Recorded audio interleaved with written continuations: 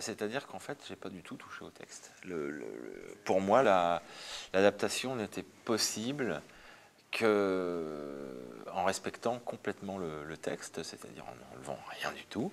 Et l'idée qui était la mienne au tout départ du projet était d'amener les outils de la bande dessinée à ce texte magnifique qu'est Tartuffe.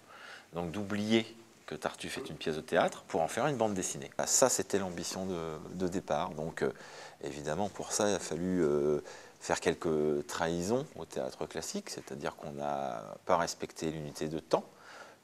La pièce, normalement, se passe en 24 heures, là, elle se déroule en 48. On n'a pas respecté l'unité de lieu, puisque la pièce, normalement, se passe dans la salle basse d'une maison bourgeoise. Là, on l'a étendue à tout un quartier de Paris, notamment tout ce qui touche les bords de Seine autour du Louvre. Et enfin, on n'a pas non plus respecté l'idée de la pièce de théâtre où Tartuffe n'arrive qu'à l'acte 3. Moi, je ne crois pas que ça soit ni un film, c'est une BD. On a fait une BD. En essayant d'utiliser, la bande dessinée est un médium qui a ses propres codes, qui a ses propres atouts, ses propres limites aussi, hein, comme tout moyen d'expression. Et notamment, donc ça, je ne pense pas l'apprendre au lecteur, c'est l'art de l'ellipse. Et donc, une des choses qui était très très intéressante à faire dans cette adaptation, c'était de trouver les moments d'ellipse possibles pour changer de lieu, par exemple. Parce que effectivement, la pièce n'est pas écrite pour ça. Donc, en dehors du fait que normalement, à chaque fin d'acte, il y a une baissée on baisse le rideau. Là, je voulais, dans l'acte lui-même, trouver ces instants-là. Il y en a peu, mais je pense en avoir trouvé quelques-uns.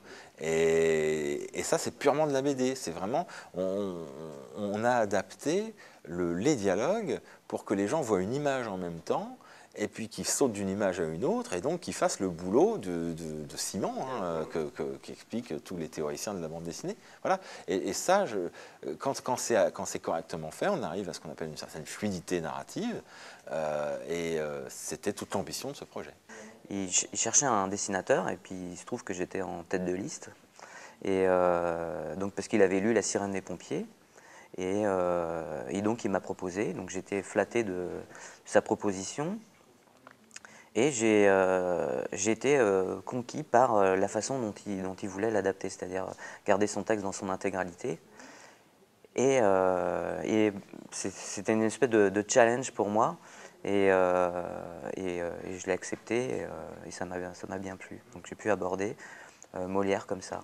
Alors lui, il a fait un travail de découpage assez énorme, et ce qui m'a permis de me concentrer sur les personnages. Donc lui, c'était le metteur en scène, et moi, j'avais les acteurs, et je les faisais jouer, quoi. Donc je me mettais à leur place, et donc je m'inspirais aussi du côté théâtre avec les grands gestes. Mais j'ai pu me concentrer tout à fait là-dessus, parce que Fred avait fait un travail de découpage assez précis, et c'était très agréable aussi de travailler comme ça. Oui, j'ai voulu apporter le côté petite gravure pour enrichir ce côté ancien, justement, tout en actualisant un petit peu l'époque. En fait, moi, ce que je voulais apporter, c'était, par exemple, il y a un personnage qui s'appelle Damis, qui est un espèce d'ado, et moi je voulais qu'il porte une guitare un peu dans le dos, avec la voix un petit peu vibrante comme ça. Donc ça me plaisait bien d'apporter des petites touches de modernité, tout en conservant un côté petit trait, et surtout une spontanéité dans le dessin, quelque chose d'assez simple.